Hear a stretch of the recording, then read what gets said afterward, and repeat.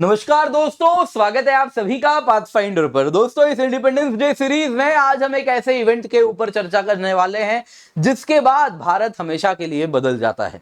जी हाँ दोस्तों, just like किसी भी हीरो की शुरुआत अगर आप देखें तो नीचे से ऊपर की होती है, कुछ वैसा ही भारत के साथ भी होता है। दोस्तों, बात होती है 1962 की। 1962 में भारत बुरे तरीके से चीन से हार का सामना करता है। नतीजन ये होता है दोस्तों, बहुत बड़ा टेरिटरी हमारा अक्साई चिन्ह वाला चीन हथिया लेता है, जो आज भी अगर आप देखें तो वो हथिया के बैठा हुआ है।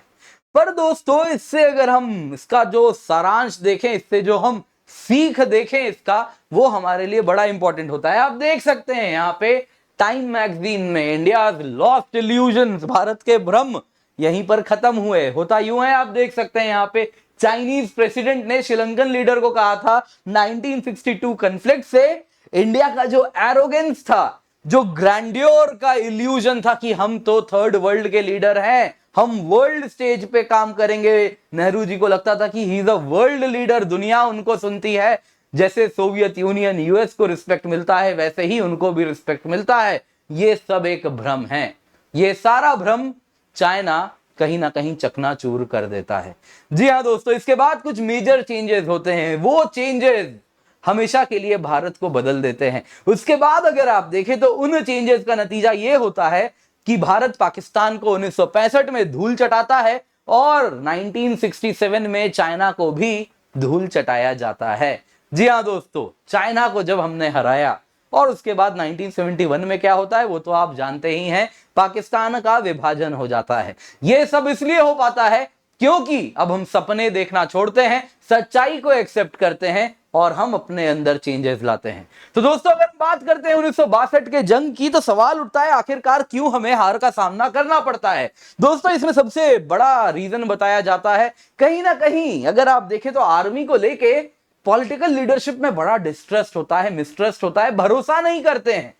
उनको लगता है, स्पेशली अगर आप देखें तो उस वक्त जनरल थिमैया आर्मी चीफ, उनको लेकर काफी ज्यादा नेहरू और मेनन में अगर आप देखें तो वो कॉन्स्पिरेसी भी किया करते थे, ऐसे कई लोगों का दावा है।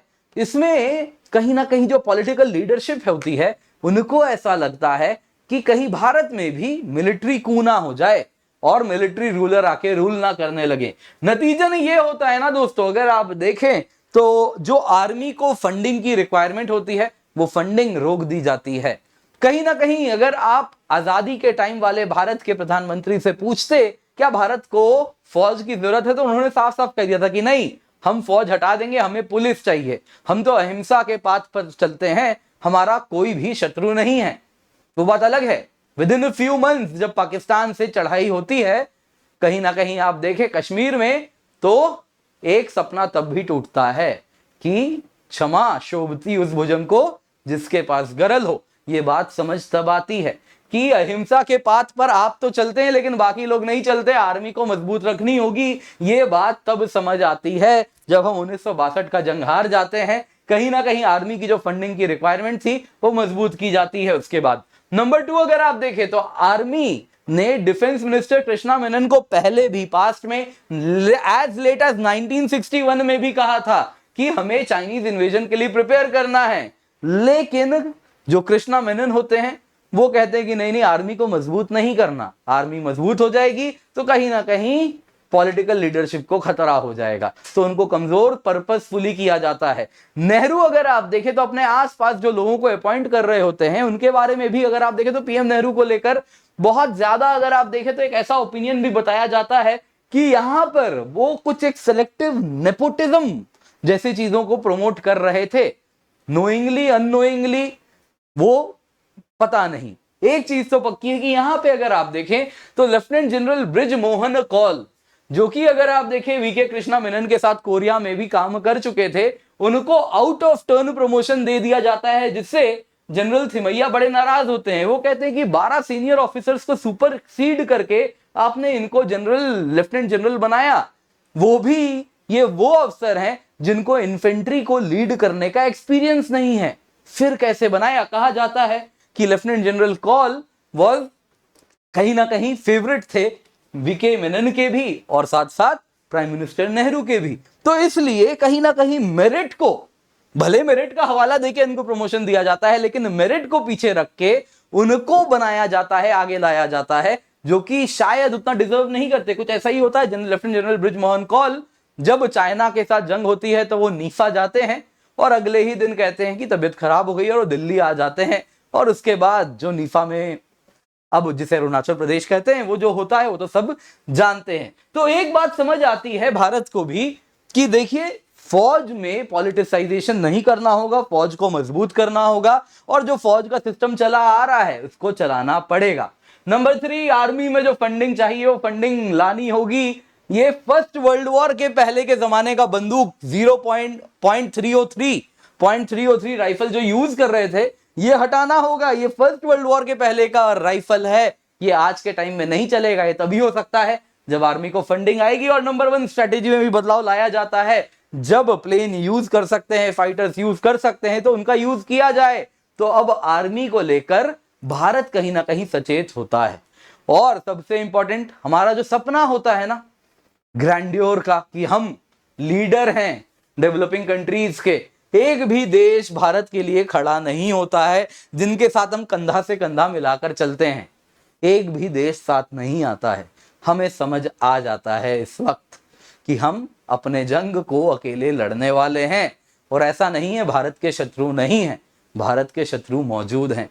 तो यहां पर डिफेंस में एक सेंस ऑफ, अगर आप देखें तो कहीं ना कहीं रियलिज्म आनी शुरू होती है। जो आइडियलिज्म होती है अब वो पीछे जाना शुरू होता है, और उसी वजह से कुछ सिलेक्टिव चेंजेस होते हैं, जिस वजह से 1965, 1967, 1971 में बड़ी बड़ी चीजें होती हैं। आइए आज की क्लास में उन्हीं पर चर्चा करेंगे।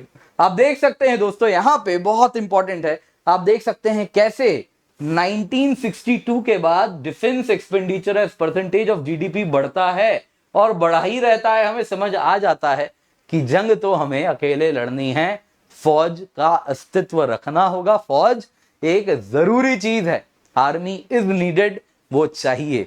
तो आइए अब देखते हैं आगे क्या चेंज आया। पर उससे पहले आप लोगों को बताना चाहूंगा दोस्तों, आपके लिए हम लेकर के आए हैं उड़ान बैच। उड़ान बैच अगर आप देखें तो 20% ऑफ फ्रीडम फेस्टिवल में हम रन कर रहे हैं, जिसके अंतर्गत केवल 8,420 रुपए में आपको 900 से अधिक घंटे लाइव क्लास के मिल रहे हैं, जिसमें अगर आप देखें तो 10 मेंस के टेस्ट सीरीज, 40 प्रीलिम्स के टेस्ट सीरीज आपको देखने मिलते हैं। साथ ही साथ कॉम्प्रिहेंसिव सिलेबस कवरेज होता है, free mains mentorship interview guidance programme है, टॉपर्स के द्वारा क्लासेस है, मेंटरिंग है, लाइव आंसर राइटिंग भी आपको मिलती है।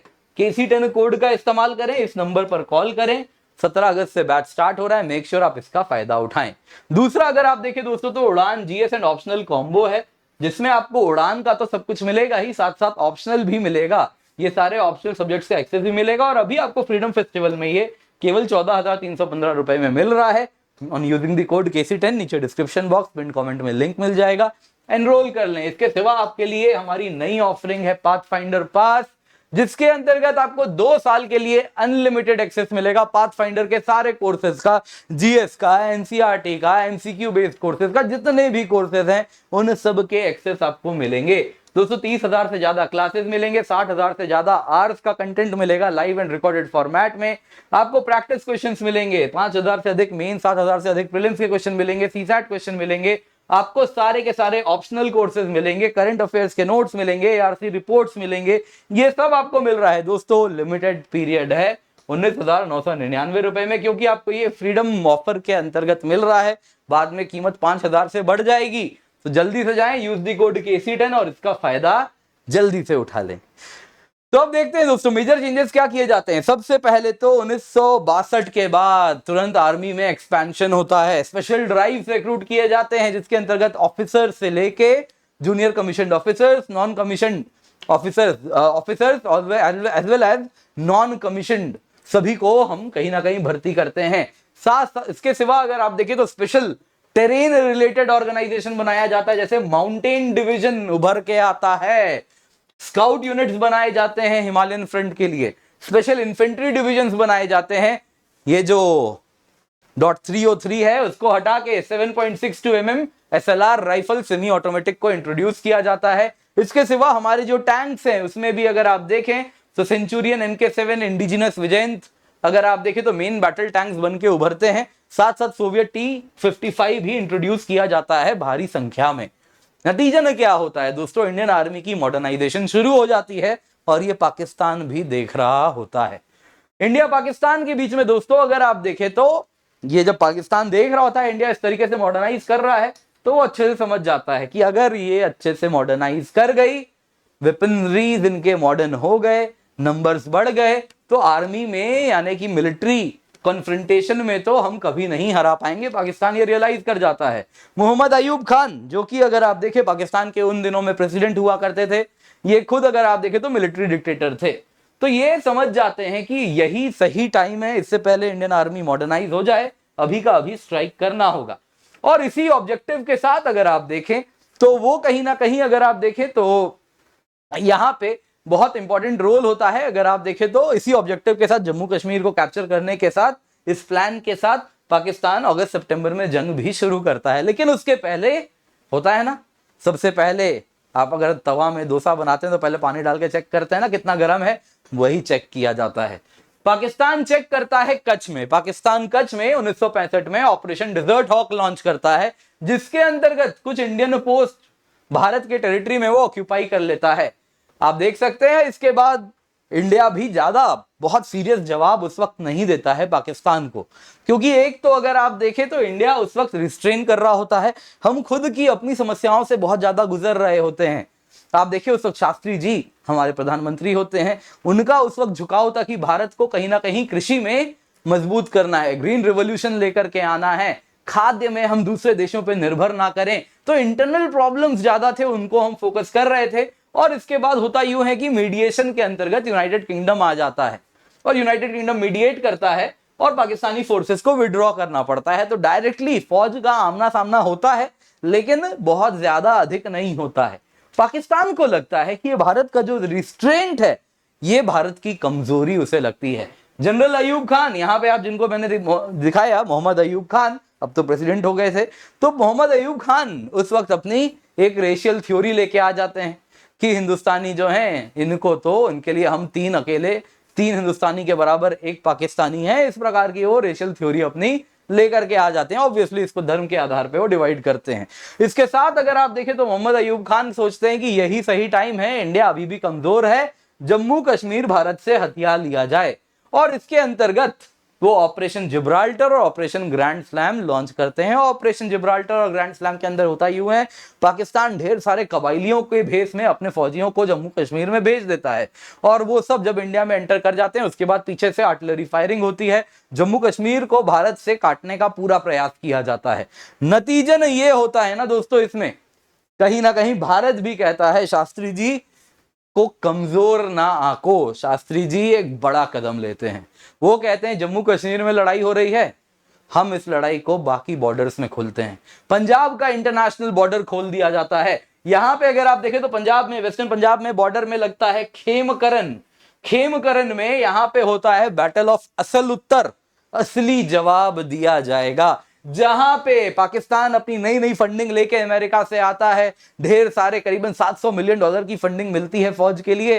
वो ढेर सारे यूएस पैटर्न टैंक्स खरीद के लाता है, लेकिन टैंक तो ले आता है, लेकिन जब यहां लाता है तो इस प्रकार से भारत उसका पैटर्न नगर बना देता है। इतने सारे टैंक्स आप देख रहे हैं, पाकिस्तान के पैटर्न टैंक्स यहां पर खिलौनों के समान रखे हुए हैं। इंडियन ट्रूप्स अगर आप देखें, माइटी पैटर्न्स ऑफ पाकिस्तान, अपने विजयंत टैंक खुद से बनाए हुए, उनसे इनको गिरा के ये हालत करते हैं। ये पूरा टाउन है, पैटर्न नगर कहा जाता है। इतना पैटर्न टैंक यहां पे एक साथ जमा होता है, जो कि इंडिया अपने स्ट्रेटेजिक मूव्स इस प्रकार से रखता है कि पाकिस्तान के ये भारी पैटर्न टैंक आगे बढ़ नहीं पाते इन मार्शी इलाकों में पानी छोड़ के कैनाल से। इस प्रकार से इंडिया यहां पे अपनी स्ट्रेटेजी बनाता है। नतीजा ये होता है पाकिस्तान को यहां पर मुंह खानी पड़ती है। इसके सिवा इंडिया पंजाब वाले फ्रंट को आगे खोलता है। लाहौर डिस्ट्रिक्ट के बाहर ये देख रहे हैं पुलिस स्टेशन लाहौर डिस्ट्रिक्ट, वहां पे हमारे फौजी खड़े हैं, वैसे ही पैटर्न टैंक के ऊपर शास्त्री जी खुद खड़े हैं। ये बताता है कि इंडिया पाकिस्तान को धूल चखाता है। 1965 में फौज ने अपना काम कर दिया था। बहुत इंपॉर्टेंट, हाजी पीर पास जम्मू कश्मीर में जो पुंछ और उरी के बीच में है, उसको भी हमने अपने अंदर रख लिया था। बहुत इंपॉर्टेंट रीजन है। पुंछ और उरी के बीच की जो दूरी है कितनी कम हो जाएगी आप देख सकते हैं। अभी कैसे घूम के जाना पड़ता है। फिर क्या होता है दोस्तों, जंग के बाद ताशकंद अग्रीमेंट होता है, जहां पे शास्त्री जी आप देख सकते हैं अग्रीमेंट के कुछ देर बाद उनकी मृत्यु हो जाती है। Sudden collapse after heart attack, आज भी ये एक रहस्य है कैसे हो गई इनकी मृत्यु। कई लोग कहते हैं कि शायद इनको जहर दिया गया था। यार शायद बहुत ज्यादा चांसेस है इस हाइपोथेसिस का भी कि इनको जहर दिया गया था। जो भी है दोस्तों, इस ताशकंद समझौते से भारत में कहीं ना कहीं ऐसा लगता है कि फौज तो अपना काम कर दी, अब फौज कमजोर नहीं है, अब फौज ने मजबूती दिखाई, फौज तो जीत गई, लेकिन शायद हमारे पॉलिटिशियंस ने हमें लेट डाउन किया है, क्योंकि हमको हाजी पीर पास वापस लौटाना पड़ता है। इसके सिवा आप अगर देखें तो पाकिस्तान से कुछ कमिटमेंट नहीं लिया जाता है आतंकवाद को ना बढ़ाने को लेकर, फर्दर जम्मू कश्मीर में एक्टिविटीज ना करने को लेकर कुछ भी कमिटमेंट नहीं होता है। ऑन ग्राउंड लगता है जैसे भारत को कुछ भी नहीं मिला। तो भारत में काफी ज्यादा क्रिटिसाइज किया जाता है ताशकंद समझौते को। इसके बाद दोस्तों जो भी है, लेकिन एक बात तो समझ आ चुकी थी, पाकिस्तान के लिए भारत की फौज अब काफी है, और वो अपना लोहा 1971 में तो दिखाती ही है, जब पाकिस्तान को विभाजित किया जाता है, बांग्लादेश बना के खड़ा कर दिया जाता है, और उसमें अगर आप देखें तो सैम मानेकशॉ और ऑब्वियसली बाकी जो हमारे फौज हैं उन सब का बहुत बड़ा रोल रहा। लेकिन अभी भी प्रतिशोध की ज्वाला जल रही थी, किसके साथ, जहां से कहानी शुरू हुई थी, चीन के साथ। दोस्तों 2 साल बीत जाता है, 1967 आ चुका होता है।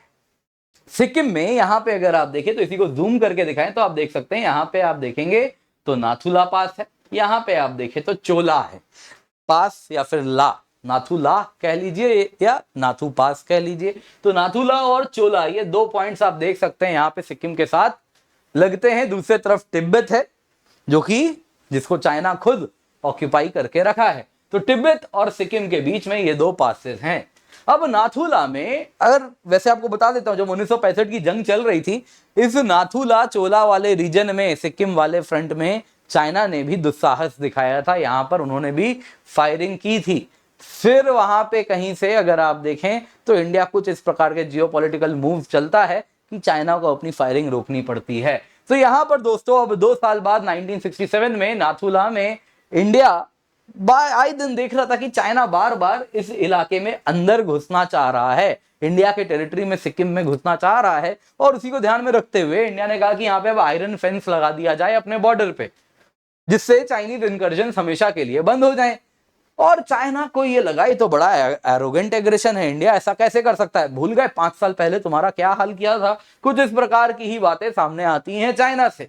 और इसके बाद एक दिन की बात है, 11 सितंबर 1967, नाथुला वाले इलाके में, नाथुला रीजन की बात हो रही है, नाथुला वाले इलाके में जस्ट अभी एक नई यूनिट आती है, पिछली यूनिट दूसरी जगह मूव की जाती है, पीस पोजीशन दिया जाता है, इतने टाइम तक फ्रंट पे रहते हैं। तो अभी नई यूनिट आती है, जाट्स यहां पर देखने मिलते हैं, लंबे लंबे जाट यहां पर तैनात किए जाते हैं। 11 सितंबर की बात है, इंडियन सोल्जर्स अपना काम कर रहे होते हैं, आयरन फेंस लगा रहे होते हैं। तब चाइनीज कॉमिसार क्या हुए, देखिए चाइना में क्या होता है, जो फौज की यूनिट होती है उसके साथ एक पॉलिटिकल ऑफिसर होते हैं जो कि डायरेक्टली कम्युनिस्ट पार्टी को बिलोंग करते हैं। He is a defence personnel, लेकिन चाइनीज कम्युनिस्ट पार्टी के आदमी हैं वो डायरेक्टली चाइनीज कम्युनिस्ट पार्टी से लिंक्ड हैं। उनका काम होता है कि चाइनीज सीपीसी कम्युनिस्ट पार्टी की जो आइडियोलॉजी है फौज तक रहे, फौज का क्या चल रहा है अंदर में कम्युनिस्ट पार्टी तक को खबर देना है। तो चाइनीज कॉमिसार काफी हाईली रिस्पेक्टेड होते हैं अपने यूनिट्स में, कुछ फौज को लेकर के आते हैं और इंडियन ट्रूप्स जो यहाँ पे फेंस लगा रहे होते हैं उनको बोलते हैं रुको ये ना लगाओ। यहां पर अगर आप देखें तो सामने जो फौज हमारी खड़ी होती है, जो जाट्स होते हैं वहां पे, उनके साथ होती है हाथापाई, और जो चाइनीज कॉमिसार होता है उनका चश्मा जो होता है उसको जमीन में फेंक के चूर कर दिया जाता है इंडियन फोर्सेस के द्वारा। इस बात को लेके माना जाता है चाइनीज कॉमिसार अपने दिल पे ले लेते हैं, कुछ मिनट में वापस भागते हैं वो अपने बंकर में, और minutes later Chinese post machine gun firing शुरू कर देते हैं। दोस्तों ये वक्त हो रहा होता है सुबह के 7:30 बज रहे होते हैं। इंडियन आर्मी ऑब्वियसली अनप्रिपेयर्ड थी कि इस प्रकार से अचानक से मशीन गन फायरिंग खुल जाएगी। With in few hours 70 casualty India के साइड हो जाती है। और क्योंकि चाइना फर्स्ट स्ट्राइक करता है, अचानक से करता है, जिसके लिए वो जाना जाता है, रादर बदनाम है। अब दोस्तों वक्त आ चुका था प्रतिशोध का। दोस्तों यहाँ पे क्लैशेस होते हैं, इसके बाद 5 दिन तक जंग चलती है, डे और नाइट, हर रोज गोलीबारी चलती है। सिर्फ गोलीबारी नहीं, इंडिया भी अपने साइड से आर्टिलरी, मोटार्स, मशीन गन सब कुछ खोल दिया जाता है भारत के द्वारा। नतीजन ये होता है दोस्तों, इंडियन ट्रूप्स चाइनीज फोर्सेस को लाल पीला करके वापस भेजते हैं। कहा जाता है करीबन 400 चीनी मार गिराए जाते हैं अगले 5 दिनों में। नतीजन चाइना नहीं चाहते हुए भी सीज फायर करने पे मौजूद हो उसको मजबूर कर दिया जाता है। और इसके बाद इंडियन ट्रूप्स जितने भी एडवांटेजियस पोजीशन थे नाथुला में, वो उसको ऑक्यूपाई कर लेते हैं, जैसे सेबुला, कैमल्स बैक, ये सारे इंपॉर्टेंट लोकेशंस में इंडियन फौज खड़ी हो जाती है। कई चाइनीज बंकर्स जो नाथुला में मौजूद थे उनको भी डिस्ट्रॉय कर दिया जाता है। और इसके साथ नाथुला में भारत कहीं ना कहीं बदला लेता है। दूसरी कहानी दोस्तों, ये कहानी थी सितंबर मिड की। बस 15 दिन बाद सिमिलर इंसिडेंट होता है चोला में। चोला अगर आप देखें तो यहाँ पे ठीक नॉर्थ ऑफ नाथुला आप देख सकते हैं चोला है, चोला पास है। चोला में भी अगर आप देखें तो इसी प्रकार से 1 अक्टूबर 1967 को चोला में एक बोल्डर होता है। उस बोल्डर को लेके इंडिया और चाइना के बीच में बैसा बैसी होती है। वहां पे जो फौज होते हैं कि कौन सा बोल्डर तक, इसके आगे मत आओ, यहां से बॉर्डर स्टार्ट होता है। चाइनीज कहते हैं नहीं वहां से होता है। तो इस तरीके से यहाँ पे बैसा बैसी शुरू होती है। एक बोल्डर यानी पहाड़ का एक टीला सा होता है जो कि बॉर्डर डिमार्केट करता है। स्कफल शुरू होता है और वहां पे इंडियन फौजी को चाइनीज जो बेयोनेट होता है, चाकू, बंदूक के सामने जो चाकू लगा रहता है, उससे मार देते हैं। इसके बाद यहां पर इनका पाला पड़ता है। आप अगर देखें तो आप देख सकते हैं यहां पे पाला पड़ता है यहां पे गोरखास के साथ। यहां पे गोरखा तैनात रहते हैं। गोरखा बहुत बुरे तरीके से यहां पर भी चीनियों को मजा चखाते हैं। एक दिन ये मिलिट्री डुएल चलता है, चाइनीज को ऐसा भगाया जाता है, कहा जाता है कि 3-3 किलोमीटर दूर भाग गए। वो जो टेरिटरी डिमांड कर रहे थे इंडिया के साइड घुस के, वो कहे कि छोड़ो भैया 3 किलोमीटर हमारा भी ले लो। इस प्रकार से गोरखा यहाँ पे चीनियों को डराते हैं और ये चोला क्लैश जो होता है हमेशा के लिए इतिहास में लिख दिया जाता है। दोस्तों यहाँ पे आप देख सकते हैं हवलदार थिंजोंग लामा जी जो कि लेफ्ट में दिख रहे हैं, और राइफलमैन देवी प्रसाद लिंबू जी, इन दोनों को ही वीर चक्र मिलता है। राइफलमैन देवी प्रसाद लिंबू जी अकेले जब इनकी गोली खत्म हो जाती है तो अपना खुखरी निकालते हैं और खुखरी से 5 चीनियों को, सिर्फ खुखरी से गोली खत्म होने के बाद ही अकेले मार गिराते हैं। ये शौर्य दोस्तों चोला क्लैश का है जो कि अक्सर हमें मालूम नहीं होता है। तो उम्मीद करता हूं दोस्तों आपको काफी कुछ ज्ञानवर्धक मिला होगा, सीखने मिला होगा, और हमारे इतिहास के कुछ ऐसे पन्ने भी मिले होंगे जो कि बहुत ही, देखें तो आप, स्वर्णिम अक्षरों में लिखे जाएंगे हमेशा।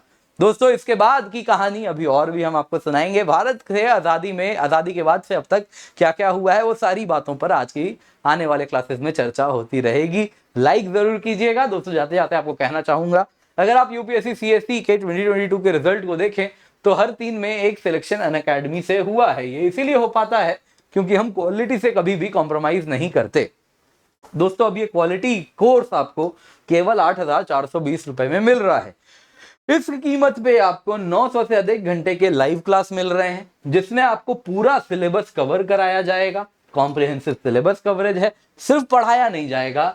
10 मेंस और 40 प्रीलिम्स के टेस्ट सीरीज मिल रहे हैं, टॉपर्स क्लासेस मिल रहे हैं, मेंटरिंग हो रही है, लाइव आंसर राइटिंग और नोट्स मेकिंग भी आपको मिल रही है। और कुछ भी आपके मन में सवाल है, इस नंबर पर कॉल कर सकते हैं, अपना सवाल पूछ सकते हैं। कोड जरूर याद रखिएगा, KC10 कोड लगाएं। नीचे पिंड कमेंट में डिस्क्रिप्शन बॉक्स में लिंक मिल जाएगा। KC10 कोड का इस्तेमाल करें दोस्तों, लेकिन जल्दी करें क्योंकि 20% ऑफ 15 अगस्त तक ही है। तो फ्रीडम फेस्टिवल में ही आपको मिल रहा है, फिर ये ऑफर खत्म हो जाएगा। इसके सिवा दोस्तों आप चाहें तो ऑप्शनल कॉम्बो भी ले सकते हैं, जिसमें आपको उड़ान का तो सब कुछ मिलेगा ही, साथ साथ ऑप्शनल भी मिलेगा, जिसमें आपको उड़ान के सिवा ये सारे ऑप्शनल्स का भी एक्सेस मिल जाएगा। दोस्तों अगेन 20% ऑफ फ्रीडम फेस्टिवल में है, पर 15 अगस्त तक ही है। Use the code KC10। आप चाहे तो ऑप्शन इंडिविजुअली भी ले सकते हैं 8,420 रुपए में। इसके सिवा हमारी ऑफरिंग है पाथ फाइंडर पास की, जिसमें आपको 30,000 से ज्यादा क्लासेस, 60,000 से ज्यादा घंटे मिलते हैं। पूरा GS का कोर्स मिलता है, 2 साल तक एक्सेस होगा। जितने भी नए नए कोर्सेज आते जाएंगे, GS के, NCERT के, करंट अफेयर्स के, वो सब तो मिलेगा ही मिलेगा, साथ साथ ऑप्शनल कोर्सेज भी मिलेंगे। ये आपको मिल रहा है केवल और केवल 19,999 रुपए में, लेकिन अभी हमारे फ्रीडम ऑफर में जो 15 अगस्त को खत्म हो जाएगा। तो मेक श्योर इसका फायदा उठाएं। नीचे दिए गए नंबर पर कॉल कर सकते हैं, आपको और कुछ भी जानकारी लेनी है। कूपन कोड याद रखें तभी डिस्काउंट मिलेगा। KC10 कोड है, पिंड कमेंट डिस्क्रिप्शन बॉक्स में लिंक है, उसका फायदा उठाएं। NCERT बैच है दोस्तों, 6110 में 6ठी से 12वीं तक सारी NCERT कवर करवाई जाएगी। NCERT plus comprehensive GS batch है, जिसमें NCERT बैच तो मिलेगा ही, साथ साथ कंप्लीट GS जैसे हमारा उड़ान बैच है वो भी मिलेगा, जिसमें आपको 40 प्रीलिम्स 10 मेंस के टेस्ट सीरीज में मिलेंगे। ये मिल रहा है 11,779 रुपए में on using the code KC10। समुद्र मंथन है, उसमें भी जुड़े और हमारी फैकल्टीज हैं जो कि बहुत ही एक्सपीरियंस टीम है। पर्सपेक्टिव सीरीज को देखिए और हमें हमारे सारे के सारे सोशल मीडिया हैंडल्स पर जरूर फॉलो करें।